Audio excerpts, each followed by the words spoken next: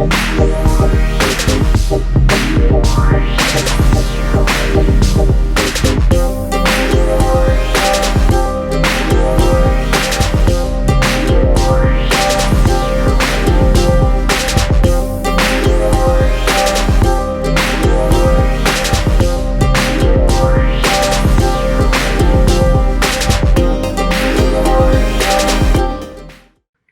ready for the next battle. You probably heard those words from a certain fighting game, and that's what I want to touch on today. Fighting games. Sure, Mortal Kombat is legendary. Street Fighter is a cornerstone. Virtual Fighter is a thing, but there's always one fighting game that stands upon the rest, and there's always one fighting game that will always be my favorite, and that is Tekken. Ah, yes, Tekken. Also known as the King of the Iron Fist, Tekken has been around for the last decade and has welcomed itself to many, many, many viewers and fans. With a set of skills and fighting styles, an amazing story you can actually get behind, and some amazing characters. And that's what I want to talk to them today. The characters of Tekken. And that's what I'm going to do today. Here are my top 10 favorite Tekken characters of all time. Number 10, Kuma. If you know me, I don't like normality in fighting games. What I mean is that I don't like it when things are just plain and itself. I like it when things are wacky, outlandish. And Kuma and Panda are an example of wacky and outlandish in Tekken. Sure, he goes after Panda, who by this point I had no idea was a woman. I thought it was another guy. Kuma longs today to get with his beloved Panda. Also being known as the house pet of Heihachi, Kuma is a fun-loving bear that can beat you up and dance while doing it. He deserves to be number 10. Number 9, Eddie Gordo. My God, every time I try to play against this guy, he moves like a freaking snake. Dawning upon the Brazilian arts of fighting, Eddie Gordo was once an associate of the Mishima Saibatsu, but then failed after his partner slash girlfriend slash sister? I don't know what's going on. Christy Montero's grandfather passed away. Christy and Eddie known each other for a long time, but Eddie Gordo, man, he moves so well. I mean, have you seen his fighting style, his stance in the game? It is innovative and creative, and Eddie Gordo is really a great character in Tekken. Number 8, Steve Fox.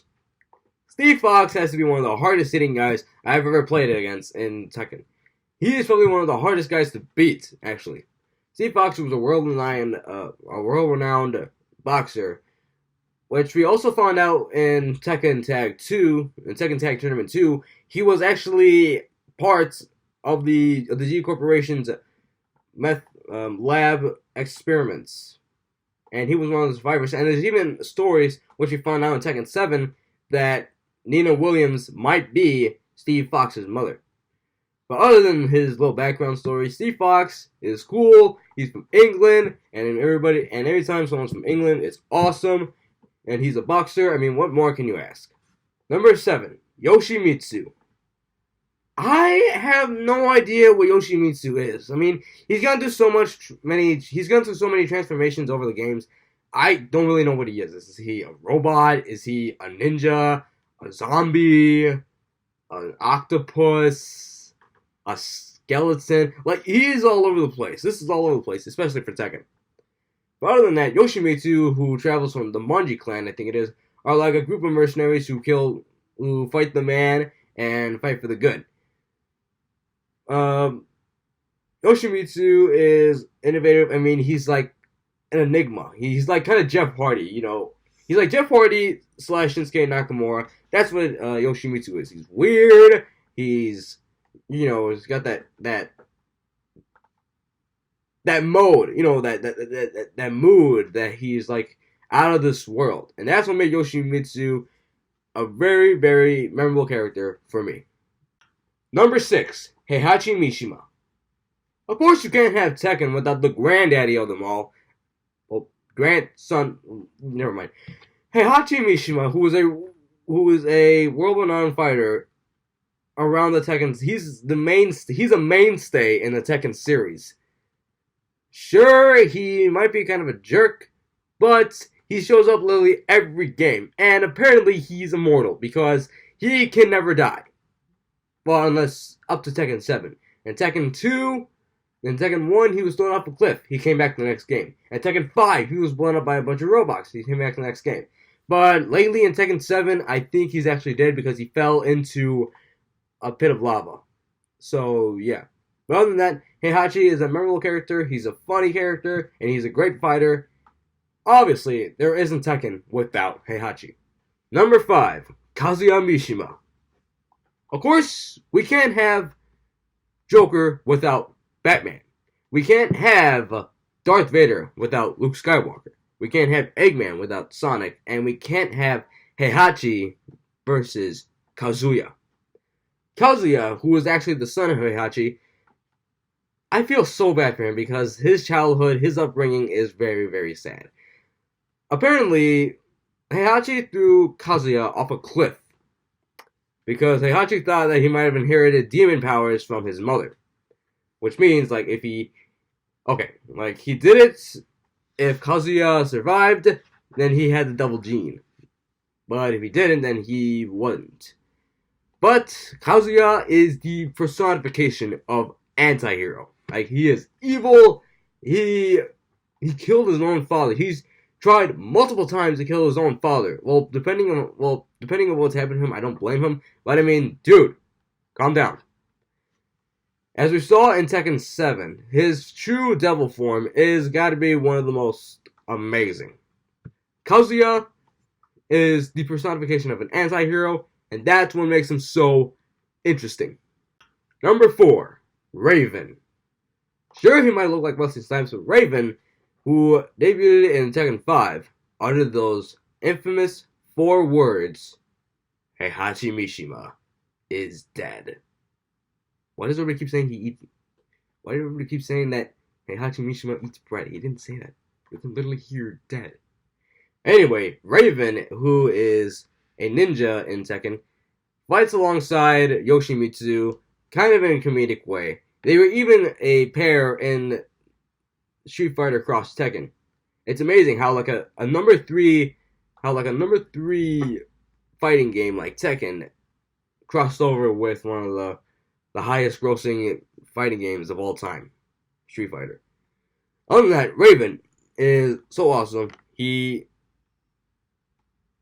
get you out of nowhere. Like, Raven, he is like an amazing ninja fighting character, but was somehow replaced by a woman in Tekken 7, Master Raven. It's like a female version of Raven, but we need Raven himself in Tekken 8. Other than that, Raven is an amazing character. Number 3, Nina Williams. Fun fact about Nina, she is actually Irish, but she sounds so American, and looks American too. Nina Williams, who has fought alongside the G Corporation and the Mishima Zaibatsu. I mean, that was like Hulk Hogan working for WWE or WCW. Like, it can't be outdone. Anyway, Nina Williams spends like a side agent or a secret agent for the Mishimas, for the Zaibatsu, and the G Corp, but has also spent the rest of the game fighting alongside her sister, Anna Williams. Like, the two were separated at birth, but then they have gone into the biggest sibling rivalry of all time. Like, these are sisters who try to kill each other. But other than that, Nina Williams is a sole character. Is the sole character of Tekken. Number 2, Jin Kazama. Did you really think I was going to leave Jin out on this list after I put Heihachi and Kazuya? Jin Kazama, who debuted not even in the first game. I know, as crazy as it sounds, we might see Jin as the ace of Tekken, but he didn't even debut in the first game. He debuted in the third game. Jin, who is the son of Kazuya. So Heihachi is Kazuya's father, and Jin is Kazuya's son. Wow, amazing. The Mishima blood food, as they call it. Anyway, Jin Kazama took his last name instead of being the name of the Mishimos. I think he took the last name of his mother, Jun Kazama. He took her last name because I guess he didn't want to be associated with the Mishimos after what they've done to each other, as Heihachi and Kazuya. Jin inherits the double gene from Kazuya, I think. Yeah, it's hereditary. Jin is like a really cool character. He is a really cool looking character. Jin, he doesn't care about anybody, and he will fight no one. He will fight anybody, no matter what it takes. And he might be on the fast track into killing Kazuya in Tekken 8, as we saw in Tekken 7. Before I move on to number 1, here are a few honorable mentions. Martial Law. Martial Law is one of the sole characters of Tekken. He has been with the series since the first game.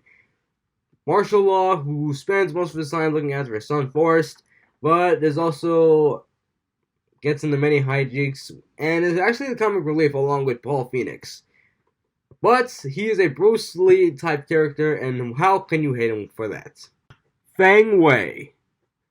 Feng Wei has to be, next to Steve Fox, the hardest hitting character I have ever played against. Like, seriously, I can't find a way to beat this guy. He has always, like, his punches are that deadly. Like, he hits harder than Steve. Feng Wei, who we saw in the Tekken 5 intro, beat up his master, or killed, or I don't know what it is. But there was a shot of him standing over him, so we'll just say that he offed his mentor. Other than that, Feng Wei is an amazing character and an interesting one nonetheless. Asuka Kazama. Now they keep saying, every time I try to look her up, it keeps saying that Asuka is a relative to Jin. Thus, it just says relative to Jin.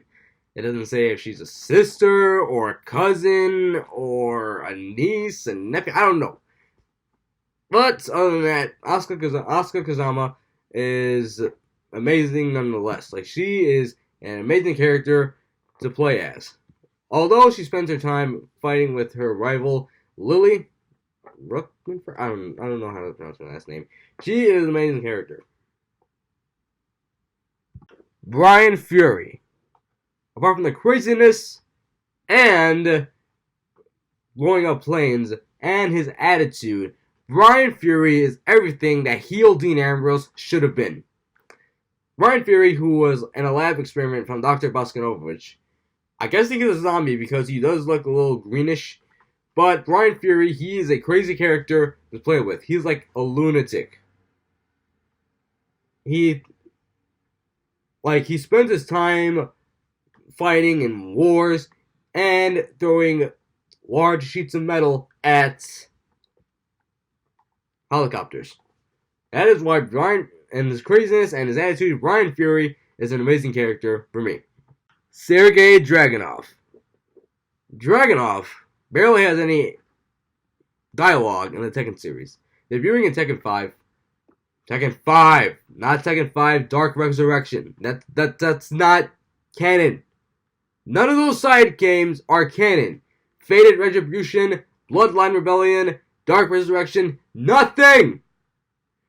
Anyway, Dragunov, he's a silent character. And that's what makes him so intimidating and so great. He, like, the best character, the best villain, is when they don't speak. Is when they're silent. Because that really gives into their motive. You know, it really brings out their evilness. Sergei, sure, he does this all the time. I have no idea what this is. But Sergei, or Dragunov, is an amazing character. All because he doesn't have to say a dang word. The Jack series. The reason I say the Jack series is because Jack, the robot, he has been through so many transformations. I mean, Jack 1, Jack 2, Jack 5, Jack 6, Jack 7. Dude, we only need one Jack. And with Jack, he is a great character to play as, because just look up, he looks intimidating. Coming from an experiment from Dr. Boskanovich, Jack, he was also in Tekken, the animated series, the animated feature. Yeah, I know the movie sucked, but Jack has been in the game for the longest. He is a Tekken 1 character, and Jack 6, Jack 7, I don't know. He is a great character to play as, and he's an amazing character for the series. And my number 1 favorite Tekken character of all time is King.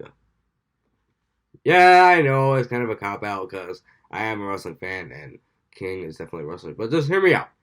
The reason King is number 1 is because it's something I can relate to, wrestling.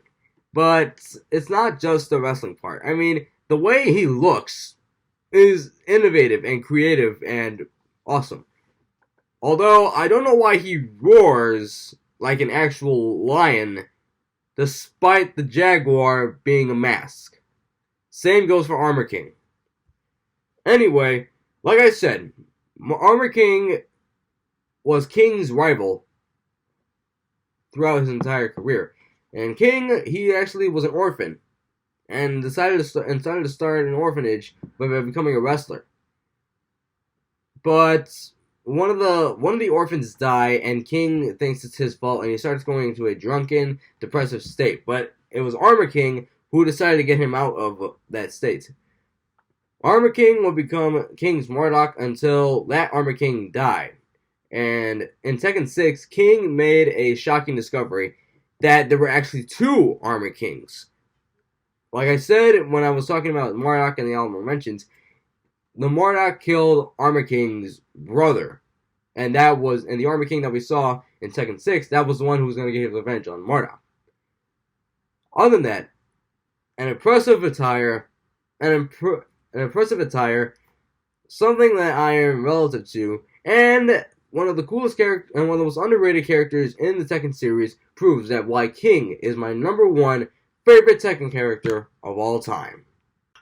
So that was my list. What did you guys think? And what other characters from Tekken do you think should be on this list? And what are some of your favorite characters from Tekken? Let me know in the comments below. Be sure to put a like on the video, click the bell, click the subscribe button, and share wherever you want. I will see you all in the next video.